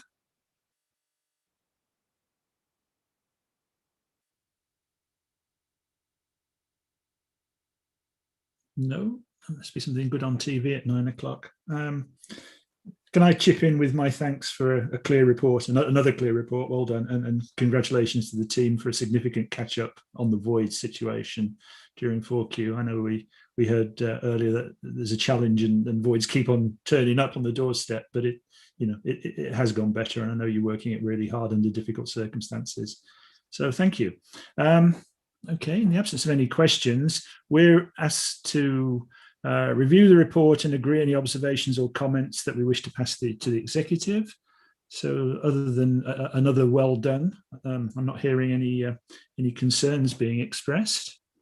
And we're also asked to agree to monitor performance of the 5 key service areas through the corporate quarterly performance report during next year. So that's just an acceptance that RCT goes to bed and we switch back to where we were before. Is everyone happy about that? It's nodding. Yeah, good. Thank you very much. Okay, thank you very much, Annalisa. That was good. Right. Sorry to keep you, Louisa. I'm glad we were able to ask you a few questions earlier on, but you kindly circulated your nice succinct flowchart, which is good, timeline. So would you like to just give us a quick update around that, please, on housing development? Kimberly, would you be able to share this programme on the screen, please? Thank you. So just I'm mindful of the time, so I'll just give a quick update at the top of your programme. I'm glad the programme was circulated before, because the screen is not very legible, so I'll bear that in mind for future. So headlines really in terms of the Section 106 sites which sit at the top of the programme. Foxglove Meadows, in Andrew's update in previous papers, it was due to be handed over in January. There was delay in the provision of electricity to the site, so we have a revised date for handover, which is in the next couple of weeks. So they're due to be handed over shortly. We're going through the legal process for the acquisition of further 4 sites, 4 units at a site in Elstead. But when I prepared this, sorry, Ewhurst, when I prepared this, that wasn't a position to report. So I'll provide further information at another meeting on that. We've got a couple of other sites in the pipeline at very early stages, but progress with delivery through Section 106 sites is going well. In terms of Oxford Ridge, the programme just shows that we're coming to the end of the 12-month defect period for the refurbishment phases 2 and 3, and we're about to commence work on a further phase of 5 properties that have become void as a result of delivery of Site A, and tenants have moved into a new build home, providing us an opportunity to refurbish another set of properties. In terms of Site A, that's some defects, and so we're just monitoring reports of issues and repairs during this next 12 months. Site B, the demolition has been completed by Dorton Demolition, so the site's clear and ready for start on site by Thacum, our build contractor in April. They've started on the design works in the background, and so they'll be ready to hit the ground running in April, as I say. Site C, the reserve matters application for the site has been submitted, and also, as I mentioned earlier, the tender for the first stage tender for Site C was uploaded onto our procurement portal earlier today. Aaron's Hill, the first of the sites that's flagged as off track. We have had, as I previously reported, a need to divert the footpath, and I'm pleased to report that the final step will be the issue of a footpath diversion order, and that's in the hands of Waverley now to progress. So we're looking to be able to push forward with delivery of that site shortly. The consents for the final site that forms the group of 5 for delivery in Chiddingfold, Turners Mead, is in for planning consideration, and so we will have an outcome for that in March. So I'm hopeful that that will then add to the mix of sites to be delivered in Chiddingfold, and we can then progress to the next stage of tender with that project. In terms of Watford Bridge, back to Watford Bridge again, in terms of Site F, as mentioned before, we're looking at working with the Task and Finish group and looking at the proposals for that site to be implemented. Recommendations for the Task and Finish group to be implemented into Site F, and we have some initial concept designs for the site and are working hard to bring that the design stage of that forward. The site has been cleared of all bar one tenants, and our housing management team are looking at opportunities for a home for those tenants, so that we can get the site completely clear. Site E, again, we've had a kick-off meeting with our employers agent about how we bring that site forward. It's one that we're looking to bring forward with a developer from the beginning and work with them to minimise the risk associated with the site, which is actually on a slope. And so we're looking to engage a contractor early doors to reduce the council's risk of delivery on that site, and hopefully have a detailed, informed discussion with the contractor from the beginning, so that they can inform the design with us as well. And I've mentioned future refurbs. Parkhurst Fields, again, planning application has been submitted and due for consideration in April. Crossway Close, we're still waiting for further planning advice ahead of submission of that application. Greenfield Road, we're waiting for feedback from the Charity Commission. I'm pleased to add Springfield and Elstead to this programme. It's not featured before, and we have a site with concept designs to deliver 26 units, a net gain of 16, and we're very much working with comms and the parish and ward members to share the proposals for the site with the community, and link in with the neighbourhood planning work that's going on at the moment. Finally, there's just one further borough-wide refurbishment project that's being developed at the moment, which is conversion of an underutilised room in a sheltered housing scheme to provide two new flats to meet the specific need of one tenant and another for allocation on the housing register. So that's my update in a nutshell. Thank you very much. Yeah, nice clear graph. It doesn't need any more saying. Well, I don't think so. Does anybody else? Chair, can I just add as an aside and link to the discussion about biodiversity, just to add that we are looking at social value in what we're when we're working with our contractors that we appoint and when we go out to tender. And so for example, on Site B, Otford Ridge, and we also did it on Site A, we have a community benefit programme that looks at a broad mix of proposals in support of and benefit of the community. And one of the projects we're looking at for delivery through working with Thacom on Site B is an environmental project. So looking at the maybe potentially a rewilding project, a gardening project, and general health and well-being associated with the community up at Otford Ridge, and working with the community development officers on that, and the developer and Godalming Town Council, and as I said earlier, Surrey Wildlife Trust. So multifaceted piece of work in terms of that environmental project. And I think on other schemes across the borough, it will be a proportional, depending on the value of the project, will be a proportional community benefit programme for each of the schemes we bring forward. So and to work with the community and parishes and town councils as to what they'd like to see as part of the mix for that benefit programme as well. And there'll be a mixture of shorter and long-term elements to that as well. So we can deliver some form of lasting benefit, not just quick school visits and educational programmes, but more longer lasting benefits as well. Thank you. Lovely. Oh, that's good to hear. Right. Okay. Not seeing any questions. So again, just an indication of clarity. Thank you very much. Right. So we hand the floor over to Mark Mills now for the last two items. Mark, all yours.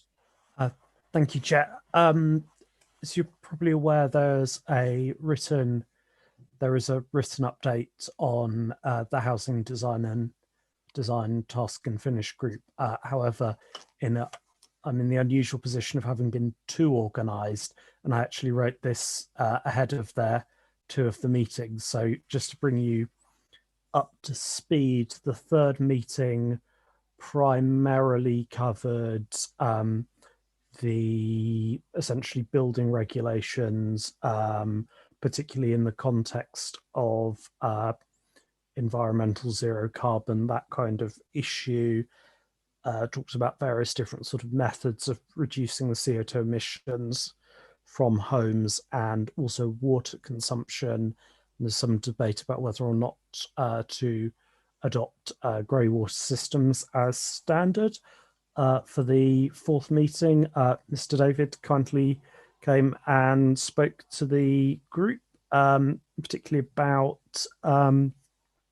obviously the maintenance of how housing design standards and maintenance interact, but also about how standards have to be quite flexible in order to allow, because we actually don't know what the technology that might deliver a lot of this looks like at this stage. Just give some idea on the future. The sustainability officer will hopefully be attending our next meeting, and she has also plugged the group into expertise from the Greater Southeast Energy Hub. There is also the prospect of getting some external expertise, and I believe we will be having one group that the council is familiar with, but I will probably not say that unless it's confirmed, as they are external. And also there should be a survey of residents in kind of the previous generation of new build properties going out this week, all being well. So, and I believe quite a few of the councillors are here, of course, so they may well have views or be able to answer questions if anyone has any.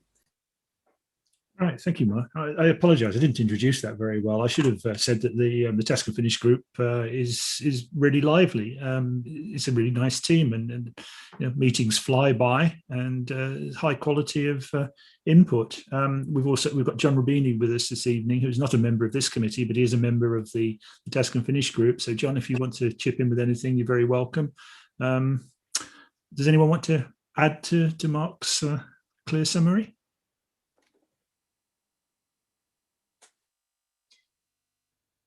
I can just add, Chair, that I have had confirmation that Head of Sustainability from Faken will be joining us for the next group. That's what Mark was questioning, whether it had been confirmed. Very good. Thank you very much. I think that's good news. I'm big fan of just getting an external perspective, so that's great. Okay, Councillor Else, Chair. Thank you, Chairman. Yes, I'd just like to echo what's just been said by yourself and by Mark. It's a really good committee. Everybody's bouncing ideas around. We're doing a lot of fact finding and listening to some experts and grilling them. And I think the outcome will be that we'll have a very good set of housing design standards that will see us through for the next few years. The 2030 zero target is the big challenge, and I think we'll be doing our best to make the rest of the council happy. Thank you. Thanks very much. Right, okay, so that's that. In which case it just brings us to our work programme, and again I'll ask Mark to take us quickly through that. Yes, thank you, Chair. On section A are kind of previous actions. I think probably the only one of note is that we asked for the asset manager to come and regularly update on the asset management plan, and as you all saw, he did that. We've got quite. I will incorporate what Andrew said earlier about the housing strategy into the forward plan, but the next couple of meetings are currently looking quite bare, or at least relatively bare, even though we do still have a fair number of standing items. So if people have ideas for topics we could add to the forward programme, that's I can't speak, it's your decision as a committee, but my suspicion is that will be quite welcome.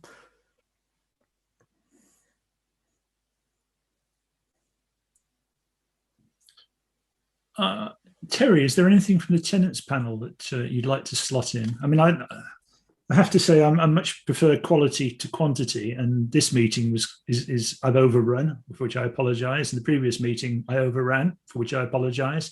And it might not hurt to have a next meeting that where we underrun rather than shoehorning stuff in for the sake of doing it. But Terry, is that we're doing a lot of this for the tenants? Are there some ideas that you think we can possibly elevate that the officers can actually reasonably achieve?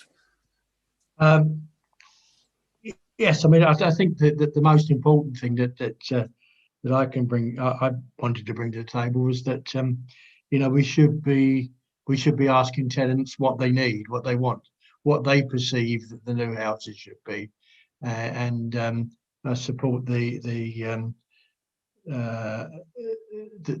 we're going to invite those that are living in the new ones that are currently.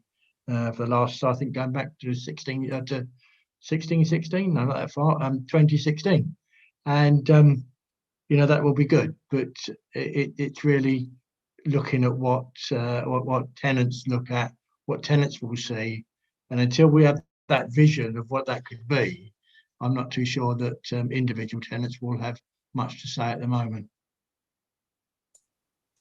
Okay, thank you. So there's a sort of there's a germ of an idea then. So for those that, who aren't on the Task and Finish group, we are commissioning a survey of tenants in our newer properties to find out what they like and what's gone wrong. And I think it may be well worth sharing the output from that with the full committee, so that they're aware of successes and challenges from recent building exercises. So. Depending on when that's delivered, that might be something that we can slot in as a summary item for everybody. Hugh. So it's linked to that. I mean, there's a lot of actions within this within our service plan, which we need to report back. And one particular is the STAR survey and how we're going to, you know, feedback those results to the committee, which is linked to the survey you've just mentioned. So I think rather than, as you said, try and cram things into the agenda now, there is a lot of items, and as I say, nearer the dates, we can feedback on how we're doing with the service plans, because as I say, there are some big items, as we know. There's the asset management strategy, there's the STAR survey, which is big stuff, and the stuff that Andrew's doing in terms of developing strategies. So I think rather than try and think of things necessarily now, that we look nearer the date of the next meeting where we are in the different projects. Thank you. Okay, no, that makes perfect sense. And in fact, I know some of the other committees are sort of handing over jurisdiction to the chair and the vice chair to you know, firm up a programme nearer the time. Is everyone comfortable that Councillor Merritt and I work up anything that we deem to be urgent close to the date? Yeah, I'm seeing lots of nods. Okay, that's good. And so, Mark, do you want to say anything about section C of the work programme? I don't think so, Chair. I think it's mostly covered by other streams and obviously the housing design task and finish group's the one that's currently in progress, and we've updated on that. So hopefully that covers it. Good. Okay, so we just need to keep an eye on the other things on our list to make sure that we're thinking about scopes and team composition when the housing design work's finished.